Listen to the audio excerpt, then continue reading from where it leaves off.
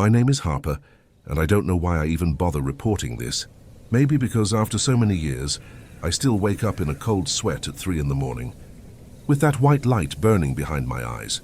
Maybe because every time I close my eyes, I go back to that lake, to that night, and I feel as if time has stopped, as if I'm still stuck there, in that moment, frozen between fear and the unknown.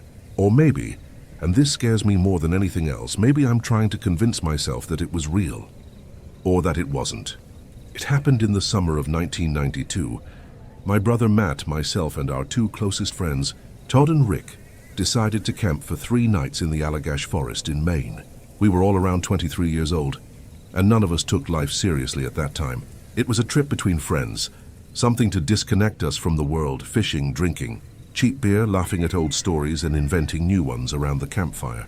No cell phone signal, no electricity, no city noise, just us, nature, and silence.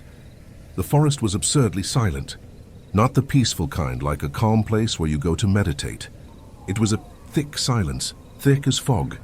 You felt it in your ears as if the world had held its breath. No bird sounds, no rustling of leaves, just that deep, almost aggressive silence, as if something was waiting, attending. On the second day, we rented a kayak and paddled to a more remote part of Chamberlain Lake. Matt had always been the more adventurous one, and he had read that the region had almost no visitors. Perfect place to see stars, he said, smiling. At that time, there was no pocket GPS or Google Maps. We used a folded map and an old compass that Rick found in his dad's drawer. The sky began to darken as we arrived at a small cove.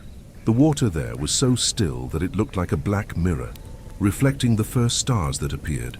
We lit a small fire on the bank, ate a few cans of warm beans, and for a while everything seemed normal, familiar even.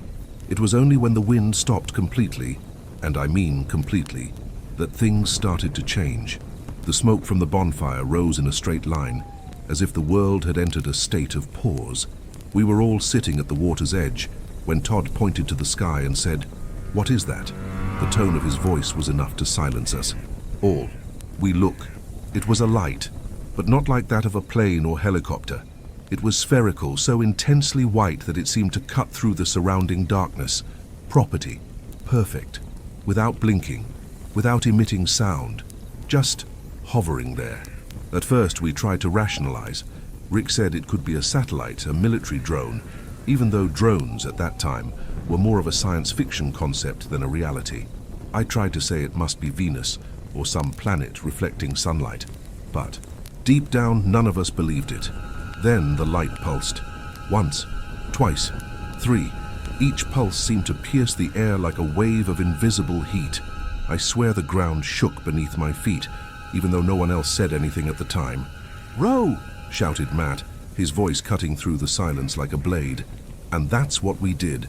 We threw everything on the ground, cans, backpacks, flashlights, and ran to the kayak. Rick tripped and fell into the shallow water, but Matt pulled him hard. Within seconds, we were all on board, rowing as if our lives depended on it. Maybe they really did. The light started to move, but not like an airplane, not like a helicopter, not like anything we know. She glided across the sky effortlessly, without sound, without displacing the air around her. It was as if the world ignored his presence, but we noticed, we felt. She was coming straight towards us. At this point, fear had completely taken over me. I felt my hands shaking on the oar, the cold sweat running down my back, my mouth dry. Each stroke felt slower than the last, as if the lake was trying to hold us back, as if the water had turned into a sea of sand. The light approached with impossible speed, a speed that didn't make sense, didn't follow physical laws, and there was something about her that bothered me deeply, something that went beyond reason. It was as if she were alive, as if he knew exactly where we were, as if he chose us. "Don't look at her," shouted Todd, covering his eyes with his hand. But it was too late. For a moment, a brief, terrible moment, I stared at the light, and everything stopped. Time, sound, movement, all. It was like being suspended in a white void. No direction, no weight, no body.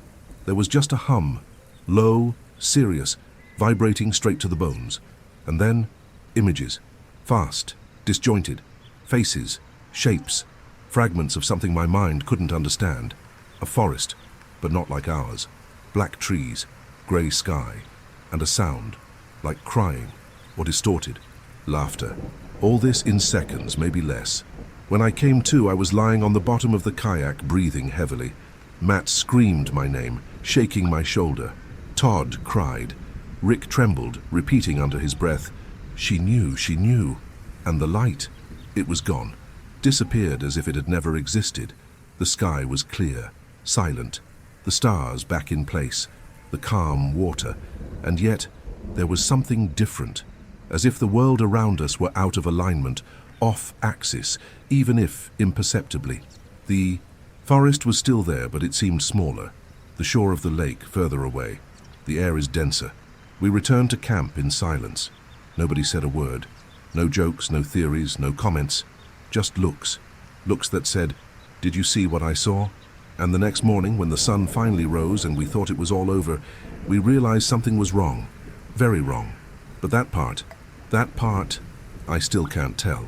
The next morning, when the sun finally broke through the trees and bathed the lake, in that warm golden light, we felt something none of us expected to feel. A kind of false relief, as if the simple fact that the sky was blue, that the birds were finally singing again, meant that everything was okay. But it wasn't. The camp felt strange. The fire that we had left burning the night before was completely out, as if it had been extinguished for days. Our backpacks, which we had left next to the tents, were wet, as if they had been dipped in the lake. The tarp on one of the shacks Rick's was torn, but not like anything had cut it.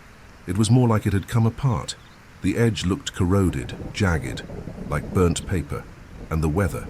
Something was wrong with the weather. Matt was the first to notice. "Dude, where's the watch?" He always wore one on his wrist, a silver water-resistant model. A watch he had worn since he was a teenager, and never took it off, not even to sleep.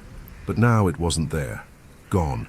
And worse, all of our clocks, including Rick and Todd's, analog ones, had stopped at the same minute, 2 hours and 47 minutes in the morning. It was exactly at that time that we saw the light pulsate. We tried to rationalize. Maybe it had been lightning, an electrical breakdown in the mechanisms, maybe some magnetic interference, but deep down we all knew it wasn't like that at all. Our bodies knew. Something inside us knew. Todd was especially shaken. He was the most skeptical of the group, always the first to laugh at anything that sounded supernatural. But that morning he was different. His eyes were sunken as if he hadn't slept for a minute. He barely spoke. When we started a conversation, he only said one sentence. "I dreamed about the Black Forest." That froze me inside. I had dreamed too, or remembered. The same Black Forest, the same distorted trees, the same starless sky, and that sound, a wail, an echo of voices that seemed to come from beneath the earth. "Me too," Rick said, his voice low, and there was a shadow, big, Deal, standing in the trees. I couldn't see the face. Nobody responded. We just sat around the extinguished fire, not knowing what to do. The idea of continuing to camp there for another night seemed absurd, but at the same time, the trail back was long, almost a full day paddling to the kayak rental point, and something in us, something irrational, said it wasn't safe to go out yet, as if something was waiting for us to do just that. It was then that Matt decided to check the compass. He took it out of his pocket with a confused expression, turned the lid and stood still. For several seconds he just looked. The needle trembled. It didn't turn as smoothly as it should. I was nervous, like an insect trapped under glass. It spun in circles, then stopped, then spun again. "This isn't right," he muttered. "The north is changing, like moving." Todd laughed nervously. "Are you kidding?" Matt didn't respond. We tried using the map and the sun to guide us, but even that felt wrong. The positions didn't match. The trail back that we knew was not where it was supposed to be. It was as if the place had changed overnight, as if we weren't exactly in the same place we had camped. The sound of the forest had also changed. Although now there were noises, the wind, birdsong, even some branches breaking in the distance, everything seemed fake, artificial, as if the forest was trying to imitate what it thought the sound of normalcy should be. And with every minute that passed, the feeling of being watched only increased. In the early afternoon, we decided to break camp and paddle back.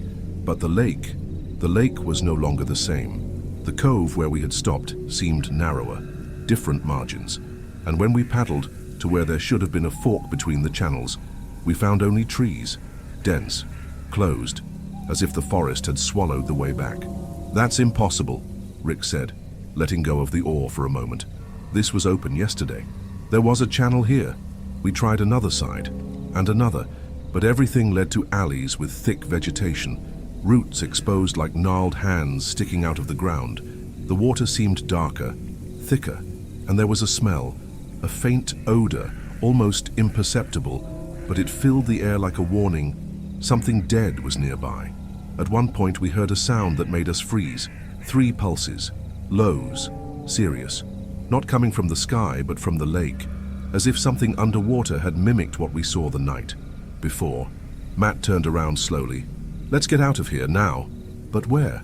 We no longer knew where we were. The map didn't help. The compass didn't help. The forest looked different every hour, as if you were moving, reorganizing, covering our footprints. And with each new corner of the lake we explored, we felt the same thing, that we were being pushed somewhere, guided. I can't say when it started to get dark again, but it wasn't a natural dusk. It was fast, as if someone had turned a dial and dimmed the light. The sky turned gray, then almost purple.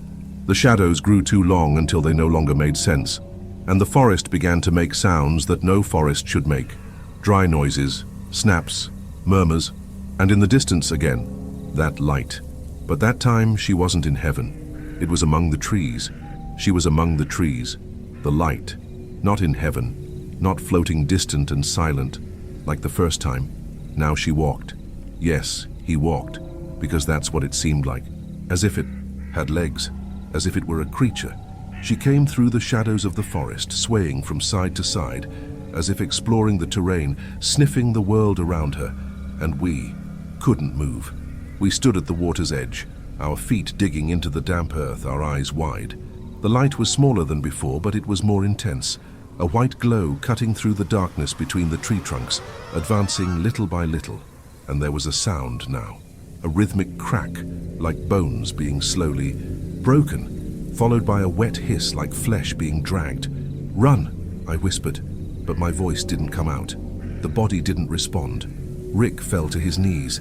He was mumbling something too fast to understand, hands pressed against ears. Todd stood still, eyes locked on the light, tears flowing without him noticing. Matt was shaking like he was having a seizure, his teeth chattering, his face white as wax. The light stopped a few meters away from us, still hidden by the trees, but we could see it and feel it. An oppressive presence, not just physical, but mental, as if she were inside our heads, leafing through our memories, digging through what we were, analyzing. And then she spoke, not with words, not with sound, but with images. Again, the black forest. But this time we were there. I saw my own body hanging upside down between 2 trees, as if it were a cocoon. I saw Matt inside a similar cocoon, eyes open, mouth sewn shut. I saw Rick dragged by shadows that had no shape. I saw Todd sitting in the dark lake, motionless, looking at his own reflection that was staring back at him, but smiling while he was crying. And then I saw the light inside. It was like an eye that saw everything at once, that existed in more than one place, more than one time, who didn't understand what we were but wanted to learn, and that he was learning. When I came out of that trance, we were in the middle of the lake, inside the kayak. The sky was clear, the sun rising, the birds singing, everything normal, but it wasn't. It took us almost a whole day to get to the rental point. The attendant looked at us as if we were ghosts. He said it had been 3 days since we left, not 3 nights, 3 whole days. Nobody could explain, neither do we. We returned home in silence. We never spoke about what happened again. Matt moved to another city and cut off contact. Todd began attending church every week. Rick disappeared 2 years later. He left his car parked near a trail in rural Vermont. It was never found. And me, I pretend I'm over it. I pretend it was just a hallucination, that we ate something spoiled, that it was a collective trauma. But sometimes at 3 in the morning, I wake up sweating with my eyes burning, and I feel her again. the light, outside, near my window, waiting. And yesterday I saw something that made me stop trying to forget. I received a letter, no sender, yellowed paper folded in half. Inside, a single, handwritten sentence that said, "They know you remember."